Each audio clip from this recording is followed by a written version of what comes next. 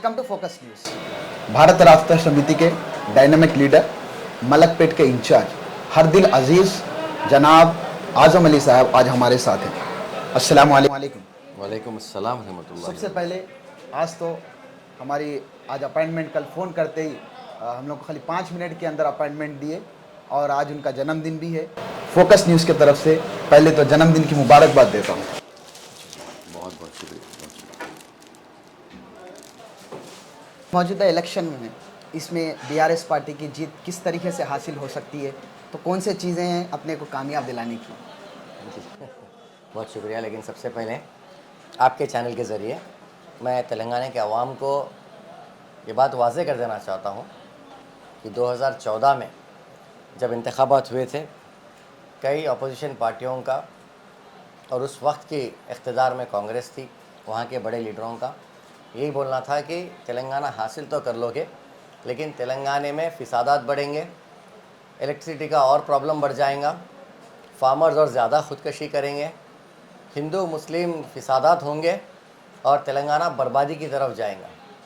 लेकिन ये 9.5 साल वक्फे में आप देख सकते हैं हमारे सीएम साहब की कारकर्दगी जो है, ये तेलंगाना के हर शोबे हयात से जो है लोगों को तरक्की होती रही है और तेलंगाना अमन और सुकून में है। तेलंगाना में भाईचारगी गंगा जमुना तहज़ीब बरकरार है। यही नहीं, एक वक्त ऐसा था जहाँ पे फार्मर्स को 24 घंटे में सिर्फ 2-3 घंटे करंट दिया जाता था, लेकिन आज अल्हम्दुलिल्लाह उनको 24 घंटे करंट फराम किया जा रहा है। फार्मर्स ही नहीं बल्कि एंटायर तेलंगाना में आप देख सकते हैं कभी भी 1 मिनट की भी जो है ना बरखी की कटौती नहीं होती है। दूसरी चीज़ है पानी का जो मामला है, पहले घरे घर जो है ना पानी की किल्लत थी, लोग नलों के पास लाइन लगाकर वाटर टैंकों के पास लड़ाई झगड़ा करके पानी लिया करते थे। लेकिन आज केसीआर साहब की दूरंदेशी की वजह से, उनकी कामयाब कारकर्दगी की वजह से आज घरे घर पानी है। हर जो है ना शहर में, अज़ला में लोगों के घर तक नल का जो है ना फैसिलिटी है। मिशन काकतिया, मिशन भगीरथा का जो प्रोजेक्ट तेलंगाना में हुआ, ये हिंदुस्तान में नहीं बल्कि एंटायर एशिया का सबसे बड़ा प्रोजेक्ट रह चुका है। और ये लोगों को जो बोलने का मौका, जो बार बार ये कहते थे कि तेलंगाना तो ले लोगे लेकिन हासिल क्या करोगे, ये एक बहुत बड़ा जवाब है। तेलंगाना में तेलंगाना बनने के बाद केसीआर साहब की जितनी कोशिश रही, डेवलपमेंट देखिए आप, इंफ्रास्ट्रक्चर देखिए आप, कनेक्टिविटीज़ देखिए आप, इलेक्ट्रिसिटी देखिए आप, वाटर सप्लाई देखिए आप, यहाँ के बच्चों का एजुकेशन देखिए आप, हर शोबे हयात में जो है ना तरक्की ही तरक्की है। अब आप बताइए किस नज़रिए से जो है ना आज की इस इलेक्शन को भी हम जो है ऐसे सोचेंगे कि कोई और पार्टी को मौका देना चाहिए। आम आदमी का यही बात है, आम जनता जो है उनके दिलों के दिल में आप देखिए आज भी केसीआर साहब हैं। इन सबको एक ही चीज़ का हमेशा फ़िक्र रहती थी कि इस तेलंगाना में सबसे पहले जो है ना ये हिंदू मुस्लिम भाईचारगी बरकरार रहना चाहिए। आज तेलंगाना हुकूमत बनने के बाद में 9.5 साल के वक्फे में आप बताइए कहीं भी एक कम्युनल वायलेंस आपको नज़र आया क्या? ये आपसी झगड़े अलग बात है, लेकिन आज हमारे पास हम हिंदुस्तान में एक मिसाल क़ायम की है। रिसेंटली हमारे जो है ना मिलादुन्नबी के जलसे के मौके पर हमारे सरकार सल्लल्लाहु अलैहि वसल्लम के सदक़े व तुफ़ैल में हम लोगों ने इतना बड़ा डिसीजन लिया। उसी दिन जो है ना गणेश विसर्जन का यानी गणेश निमज्जन का प्रोग्राम था। उसी दिन हमारे पास जो है ना मिलादुन्नबी जो है ना सल्लल्लाहु अलैहि वसल्लम की जो है ना रैलीज़ निकाली जाती थी। मुस्लिम इंटेलेक्चुअल्स और उलमाओं ने बैठकर, मुस्लिम लीडर्स ने बैठकर ये फ़ैसला किया कि भाई ये गणेश का त्यौहार की तारीख़ तो पक्की है, हमारे सरकार की पैदाइश भी पक्की है, लेकिन हमको गुंजाइश है कि जहाँ पर अमन का मामला है, हम लोगों ने इस गंगा जमुना तहज़ीब को बरकरार रखते हुए मिलादुन्नबी के जलसे को 2 दिन मुलतवी किया, उस प्रोग्राम को मुलतवी किया, जिससे एक मैसेज सारी दुनिया में पहुँचा है कि तेलंगाना अमन का तेलंगाना है, गंगा जमुना तहज़ीब का तेलंगाना है। इलेक्शन तो है, हर पार्टी को मौका है कॉन्टेस्ट करने का, अपोजिशन वालों को मौका है बोलने का, लेकिन बोलें तो क्या बोले।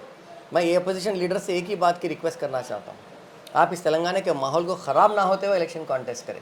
तेलंगाना में जो अमन है, जो अमन बरकरार है, उसको बरकरार रहने दें। जो तरक्की हो रही है वो तो पब्लिक को नज़र आ रही है, वोट पब्लिक जिसको देना चाहेगी वो देगी, लेकिन पब्लिक के दिल में आज भी जो है ना केसीआर, हर घर में कोई ना कोई बेनिफिशियरी ऐसा है जिसको भारत राष्ट्र समिति से और केसीआर साहब की जो है ना कामयाब हुक्मरानी से कुछ ना कुछ फ़ायदा पहुंचा है। अब इसको लेके और हम क्या बताएं आपको, बताइए। कहने को तो बहुत कुछ है, मैं समझता हूँ अगर हम दोनों बात करने बैठे तो आज सुबह की शाम हो जाएगी, फिर भी वक्त बस नहीं होगा। लेकिन इंशाल्लाह इस बार भी इख्तिदार में बीआरएस ही होगी, क्योंकि आवाम के बीच में रहने वाले लोग हैं, आवाम के फ़िक्र करने वाले सीएम साहब हैं, आवाम के बारे में हर तकलीफ़ को दूर करने वाली सोच हमारे सीएम साहब के पास है। तो इंशाल्लाह आइंदा भी ज़रूर इख्तिदार में हम ही आएंगे। इल्म जहालत को दूर करती है। कि रेजिडेंशियल स्कूल्स काफ़ी इस तेलंगाना में लाए गए हैं, इसकी वजह से बच्चों का काफ़ी इल्म बढ़ रहा है, तो और आने वाले में उसमें भी रेजिडेंशियल स्कूल्स कंटिन्यू करते हुए और कुछ बढ़ाने के चांसेस भी है। बिल्कुल है, देखिए हर चीज़ पॉपुलेशन के हिसाब से होती है। आज जिस तरीके का तेलंगाना का पॉपुलेशन बढ़ते जा रहा है, पहले रेजिडेंशियल स्कूल्स 50 से क़ायम करते करते आज 206 रेजिडेंशियल स्कूल्स हमारे तेलंगाना में है। आज इस रेजिडेंशियल स्कूल की बदौलत अल्हम्दुलिल्लाह 1,40,000 बच्चे जो है ना स्कूल पास आउट कर चुके हैं विदाउट सिंगल एनपी खर्चा किया। ये हमारे लिए बहुत बड़ी कामयाबी है, क्योंकि कोई भी कौम को अगर आप ताकत देना चाहते हैं, उसको बंदूक देने की ज़रूरत नहीं है, उसके हाथ में कलम की ज़रूरत है। जो केसीआर साहब की सोच है, आज अल्हम्दुलिल्लाह उसके बदौलत हमारे पास इस रेजिडेंशियल स्कूल में जो है ना काफ़ी 1,40,000 से ज़ायद तलबा और तलबा, लड़के और लड़कियाँ मिलकर जिन्होंने जो है ना 10th पास आउट किया। उसी तरीके से इसके बाद हमको इंटरमीडिएट कॉलेजेस स्टार्ट किए, डिग्री कॉलेजेस स्टार्ट किए। आइंदा चल के भी ऐसे स्कूल भी बढ़ेंगे, स्कूल के साथ साथ इंटरमीडिएट कॉलेजेस बढ़ेंगे, डिग्री कॉलेज बढ़ेंगे। एक दिन आप देखेंगे इस टेमरिस के बैनर पर यूनिवर्सिटी रहेगी इंशाअल्लाह ताला। ओल्ड सिटी में अब तक एक फ्लाईओवर जो दूसरी गवर्नमेंट थी ना, फ्लाईओवर एक नहीं आया, लेकिन बीआरएस गवर्नमेंट आई जब से काफ़ी फ्लाईओवर्स ओल्ड सिटी में भी नज़र आते हैं डेवलपमेंट के तौर पे। इसके लिए देखिए कोई भी कैसा रहता, कोई भी हुकूमत में सिर्फ जो है हम हर शोबे हयात को आगे लेके चलते हुए भी स्टेट के डेवलपमेंट के ऊपर भी देखना बहुत ज़रूरी है। और आज स्टेट में तेलंगाना में जब से तेलंगाना बना, मैं देखता हूँ शुरू के 2-3 साल तो लोग कश्मकश में रहे कि आगे क्या होगा, आगे क्या होगा। लेकिन सेकेंड टाइम जब हमारी गवर्नमेंट केसीआर साहब की गवर्नमेंट फिर से इख्तियार में आई, लोगों को इस बात का भरोसा हो गया कि तेलंगाना हिंदुस्तान में सबसे सेफेस्ट प्लेस है जहाँ हम रह सकते हैं। आज नॉर्थ इंडिया से, साउथ इंडिया से सारे लोग हैदराबाद और हैदराबाद के सराउंडिंग्स में आके रह रहे हैं। तो हमको रोड कनेक्टिविटीज़ भी चाहिए, हमको इंफ्रास्ट्रक्चर चाहिए, लोगों को रहने के लिए सहूलतें चाहिए, रोड चाहिए। आज पुराने शहर को भी देखते हैं तो पुराने शहर कोई बिछड़ा हुआ शहर नहीं है, पुराना शहर तो जान है, हैदराबाद की जान। आप लोगों से पूछिए हैदराबाद में क्या देखे, सबसे पहले नाम आवाज़ आती कि हैदराबाद का चार मीनार, मक्का मस्जिद, सालारजंग म्यूज़ियम, गोलकुंडा फोर्ट, उसके बाद आती है हाईटेक सिटी। तो इसीलिए केसीआर और केटीआर साहब के जहन में यह है कि हम पुराने शहर को साथ ही साथ डेवलप करना चाहिए। पुराने शहर में आज तक कोई भी हुकूमत जो आई वो सिर्फ जो है ना खाली ड्रेनेज, बारिश के पानी से भरा हुआ पुराना शहर, ये सारे चीज़ों को हमको वहीं तक ही महदूद रख दिए थे। लेकिन तेलंगाना हुकूमत बनने के बाद, केसीआर साहब आने के बाद में आप हर जगह फ्लाईओवर्स देख सकते हैं, ड्रेन लाइंस को कनेक्टिविटी देख सकते हैं, ताकि किसी को किसी किस्म की तकलीफ ना हो। रोड की कनेक्टिविटी, रोड्स देख सकते हैं। यही नहीं, आप कई जगह जो फ्लाईओवर्स है, आज तारीखी एक डबिलपुरा फ्लाईओवर एक जो है ना कांग्रेस के ज़माने में, तेलुगु देशम के ज़माने में 13 साल लगे उस फ्लाईओवर को कंप्लीट होने के लिए। लेकिन आज केसीआर की हुकूमत में आप देखिए, बहादुरपुरा फ्लाईओवर देखिए, आप चंदनगुट्टा फ्लाईओवर देखिए, आप संतोष नगर से चंदनगुट्टा जाने वाला फ्लाईओवर देखिए। ये तो ओल्ड सिटी के ऐसे छोटे छोटे काम तो बहुत आगे बढ़ चुके हैं।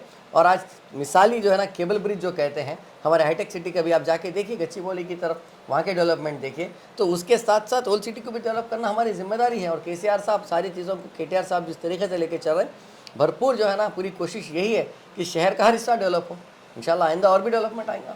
एक ज़माने में आईटी बोले तो गच्चीबौली उस तरफ ही कहा जाता था, लेकिन आपके कॉन्स्टिट्यूंसी में रिसेंटली जैसे यहाँ पर आईटी टावर भी उसके जंगे बुनियाद डाले गए हैं। तो ओल्ड सिटी में भी आईटी लेके आना, तो इसने तो डेवलपमेंट का और भी इसका निशाना नज़र आ रहा है। देखिए कैसा रहता है, अगर हमारा हुक्मरान अच्छा हो तो ज़रूर हुकूमत जो है ना हर किसी के लिए अच्छा सोचती है। हमारे आईटी मिनिस्टर केटीआर साहब जो है बहुत ही सुलझे हुए आदमी हैं, और वो एमएयूडी और आईटी के मिनिस्टर हैं। तो उनकी ख्वाहिश क्या है, सिर्फ न्यू सिटी डेवलप करना बोल के नहीं, उनकी ख्वाहिश ये है कि हैदराबाद के साथ साथ, यानी हैदराबाद को जुड़ा हुआ चाहे ओल्ड सिटी हो, अर्बन एरियाज़ हो, रूरल एरियाज़ हो, सबको डेवलप करते लाए। मलकपेट तो एक ऐसी जगह है जहाँ से ये ब्रिज जो चादरघाट ब्रिज है, मलकपेट का ब्रिज है, यहाँ से पुराने शहर से लाखों लोग जो है ना एम्प्लॉयमेंट के लिए उस तरफ जाते हैं। तो केटीआर साहब और सीएम साहब का हमेशा से एक ख्वाब था कि तेलंगाना के इस हिस्से में, यानी हैदराबाद, खासकर हैदराबाद के ओल्ड सिटी में भी यूनिवर्सिटी आना चाहिए, आईटी टावर्स आना चाहिए। काफ़ी लोगों को यहाँ पे भी, अब जो मलकपेट में आईटी टावर आया, 25,000 बच्चों को यहाँ पे जो ना एम्प्लॉयमेंट मिलेगा इंशाल्लाह। तो ज़रूर डेवलपमेंट और आते जाएंगे। आज आईटी टावर आया, कल आप देखेंगे ओल्ड सिटी में यूनिवर्सिटी भी आएंगी, आप देखेंगे ओल्ड सिटी में काफ़ी और डेवलपमेंट्स आएंगे इंशाल्लाह ताला। हुकूमत चलते रहेगी और अल्लाह ने चाहा तो फिर से केसीआर साहब की हुकूमत बनी, क्योंकि हर आम आदमी को कोई ना कोई बेनिफिट जो हो रहा है वो केसीआर हुकूमत से हो रहा है, उससे पहले कहाँ होता था। अपोजिशन पार्टी का एक कहना है कि बीआरएस और बीजेपी दोनों एक है, तो इसके बारे में आपका क्या राय है? देखिए, अपोजिशन को ज़िंदा रहने के लिए कोई ना कोई मुद्दा होना पड़ता। आप खुद भी देख रहे, ये 9.5 साल हुकूमत में हमने बीजेपी को कहाँ सपोर्ट किया, आप बताइए, कहाँ सपोर्ट किया? कहीं नहीं किया। अगर हम उनको सपोर्ट किए होते तो एटलीस्ट उनके कुछ तो एमएलए आपको हमारे शहर में नज़र आते ना कहीं तेलंगाना में।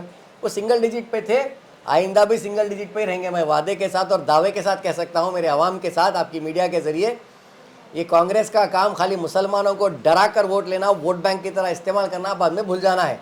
लेकिन केसीआर हुकूमत का काम मुसलमानों को साथ लेकर, इज्जत देकर काम करने का है।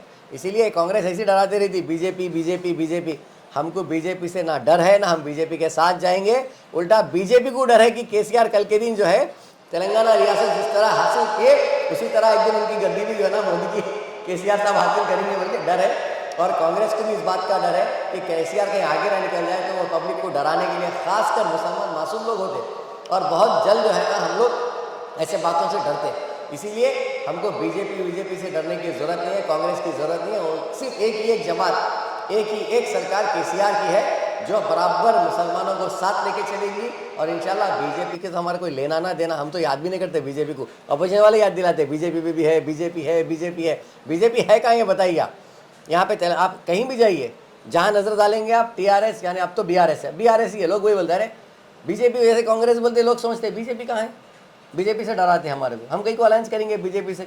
बीजेपी तो हमारी खरसदार है। आपके मीडिया के जरिए अगर ये आवाज़ दिल्ली तक जाती तो मैं वहाँ की सरकार को सुनाना चाहता हूँ, हमारा कर्जा जो आपके पास, आप हमारे जो कर्जदार है उसको वापस करिए, ताकि हमारे स्टेट के डेवलपमेंट के लिए हम कुछ काम कर सके। अरे हमारे पैसे दबा के बैठे और खाली झूठे बातें। गैस सिलेंडर 400 से 1400 तक लेके चले गए, क्या बोले तो फिर नहीं मैं मोदी मोदी मोदी। अरे मोदी क्या देता, देने वाला काम केसीआर का है, करने वाला काम केसीआर का है। मोदी खाली डराना, बताना, बस खाली वो। सर अब जाने दीजिए, क्या बोलूँ आगे। आखिरी सवाल जी, कि इलेक्शंस में कितने सीट आएंगे बीआरएस? देखिए हर पार्टी की ये उम्मीद रहती कि वो ज़्यादा सीट लाए, लेकिन केसीआर की हुकूमत हमेशा आवाम के बीच में रही है। हमें 100% यकीन है हम सेंचुरी के करीब बराबर जाएंगे। बोलने वाले बोलते रहते, उससे कुछ असर नहीं होता। पब्लिक आज के ज़माने में उनके हाथ में स्मार्टफोन है। मेरा इंटरव्यू जिस तरह देख रहे हैं, वो सारे इंटरव्यूज़ देखेंगे, उसके बाद उनको इस बात का अंदाज़ा हो जाएगा कि केसीआर हुकूमत ने क्या किया, अपोजिशन ने क्या कहा। एक छोटी सी मिसाल देता हूँ मैं आपको। रिसेंटली कोई एक मिनिस्टर ने कहा, एक्स मिनिस्टर हमारे कांग्रेस के, डबल बेडरूम बोल रहे, डबल बेडरूम ही नज़र नहीं आ रही। अरे देखे तो नज़र आते हैं, अगर डबल बेडरूम नज़र नहीं आते तो हमारे गुजरे हुए हमारे स्टेट के जो है गवर्नर साहब थे, नरसिम्हन साहब, वो जब सनत नगर में सिकंदराबाद में डबल बेडरूम का इंस्पेक्शन को गए थे, तो उन्होंने देखकर कहा ये तो दिल्ली के आईएएस आईपीएस क्वार्टर्स के बराबर का है। अब आप बताइए, जब एक गवर्नर को ये चीज़ नज़र आ रही डबल बेडरूम, तो ये अपोजिशन वालों को क्यों नज़र नहीं आ रही? अगर कोई किसी का सवाल है तो मैं एक छोटी सी गुजारिश करूंगा। मेरे Malakpet main road Chanchalguda jail के सामने बड़े बड़े लीडर जेल को गए, कांग्रेस वाले भी गए, तो एक जेल का तो याद दूंगा पता, क्योंकि मैं इधर उधर का बोला तो ज़रा मुश्किल होता, ढूंढना पड़ता। तो ये जेल को तो जाते, जेल के सामने देखिए आप 130 फ्लैटों की एक इमारत बड़ी ठहरी हुई है चौरस्ते पर। अगर वो देखने के बाद में भी उनको डबल बेडरूम नज़र नहीं आया, तो फिर कंटीवेल को प्रोग्राम चल रहा हमारे टीआरएस का, जाइए आंखों की रोशनी के लिए एक ऐनक ले लीजिए, उसके बाद जाके जो है ना चौरस्ते पे ठहर के देखिए, इंशाल्लाह वो भी नज़र आ जाएगा। कांग्रेस के भी थोड़े बड़े माइनॉरिटी लीडर्स भी अब बीआरएस में चाहे कि बीआरएस में ही माइनॉरिटीज़ को हर चीज़ से जैसो उन लोगों को जैसे ऊंचा मुकाम दिया जा रहा है, तो अब्दुल्ला सोहेल भाई भी कांग्रेस से इधर आगे बीआरएस में। देखिए मैं एक बात ज़रूर कहना चाहूँगा, तेलंगाना हुकूमत में मुसलमानों को इज़्ज़त मिली तो सिर्फ केसीआर साहब की। ये कांग्रेस भी यहाँ पे 10 साल इस बार हुकूमत करी, उसके बाद उससे पहले तो 40-45 साल हुकूमत करी। तेलंगाना को बर्बाद करने में कांग्रेस का बहुत बड़ा रोल है। कांग्रेस ने ही तो इस तेलंगाना को आंध्रा में मिलाया था, उस ज़माने में भी कांग्रेस थी। यही कांग्रेस थी जिसने बाबरी मस्जिद को शहीद करवाया था, यही कांग्रेस थी जिसने एयरपोर्ट की मस्जिद को शहीद करवाया था, यही कांग्रेस थी जो आज अलल ऐलान कहती है कि केसीआर ने सेक्रेटेरिएट की मस्जिद की तामीर के लिए ताख़ीर की, मस्जिद गिरा दिए, बनाए नहीं। तो मैं इस मीडिया के ज़रिए मेरे मुसलमान भाइयों से कहना चाहूँगा ख़ास कर कि देखिए, हुकूमत जब डेवलपमेंट की तरफ जाते, हम तो अल्हम्दुलिल्लाह मक्का मदीना हर जगह जाते रहते और जो डेवलपमेंट्स आते रहते, कभी होता रोड वाइंडिंग में अगर कोई मसाजिद के मसले आए तो उसको बाजू थोड़ा बहुत हटाया जाता, लेकिन यहाँ सेक्रेटेरिएट की मस्जिद को जो बवाल मचाया गया था, आज नमाज़ पढ़ने के लिए कोई कांग्रेस का लीडर नहीं आता। जब तक मस्जिद नहीं बनी, फुटपाथ पे जाके जानिमाज़ बिछा के नमाज़ पढ़ने भाग जा रही, कोशिश कर रही, अरे नमाज़ पढ़ो। अरे भाई अब तो नमाज मस्जिद माशाल्लाह शानदार आलीशान मस्जिद है, सेक्रेटेरिएट की इमारत जितनी शानदार है, एक बार मस्जिद में जाएंगे ना आप, अल्हम्दुलिल्लाह उतना ही सुकून, उतना ही अमन और उतनी जो है ना मस्जिद उतनी प्यारी है, एक बार जाके देखिए। उसी तरीके से कांग्रेस में अक़लियतों की कोई पहचान नहीं है। सोहेल साहब भी जो तेलंगाना के बीआरएस पार्टी में आए हैं, उनका हम खैर मकदम भी किए, बड़ी खुशी हुई हमारे को। देखिए लीडर को इस बात का अंदाज़ा होता है कि कौन सी पार्टी में कौन से मुकाम पर किसको इज़्ज़त मिल रही है। और बीआरएस पार्टी मुस्लिम दोस्त है। आज तेलंगाना में सबसे पहला, हिंदुस्तान की तारीख में पहला डिप्टी चीफ मिनिस्टर कोई बने तो महमूद अली साहब बने, और तेलंगाना टीआरएस पार्टी के पुराने शहर हैदराबाद से ताल्लुक़ रखते, और दूसरी बार उन्हीं को जो है ना होम मिनिस्टर का ओहदा मिला। ये हिंदुस्तान की तारीख में बहुत बड़ा जो है ना ये भी एक कारनामा है। और तेलंगाना की तारीख में आंध्र प्रदेश में पहले एक बार किसी को मौका दिया गया था 4-6 महीने के लिए, लेकिन ये 5 साल की कारकर्दगी महमूद अली साहब एज ए होम मिनिस्टर रहे। तो इससे ये पता चलता है कि तेलंगाना टीआरएस पार्टी खासकर अक़लियती दोस्त पार्टी है। ये हमेशा मुसलमानों की भलाई के लिए, अक़लियतियों की बहबूद के लिए काम करती है। तो इंशाअल्लाह ताला आइंदा भी इसी तरह करते रहेगी। बोलने वाले बोलते रहते, लेकिन इंशाअल्लाह केसीआर की हुकूमत करते रहेगी बराबर। थैंक यू, बहुत बहुत शुक्रिया। All the best. Thank you और सो उम्मीद मच। करते हैं कि आने वाले दिनों के अंदर भी आज़म अली साहब को भी एक ऊंचा मकाम मिले, मिनिस्टर तक जाएं, कौम की खिदमत में रहें, हमेशा कौम की खिदमत में रहते हैं। और आगे चलकर भी, ये आज उनका जन्मदिन है, वो जन्मदिन की तरफ से हमारी फोकस न्यूज़ से हमारी दुआ है कि अल्लाह ताला उनको हमेशा सेहत रखें और आवाम में ऐसी रहें, आवाम की खिदमत करने का मौका अल्लाह और उनको सेहत के ज़रिए और भी दें, और आने वाले दिनों में एक अच्छा मकाम अल्लाह ताला उनको भी दें। और thank you for watching focus news.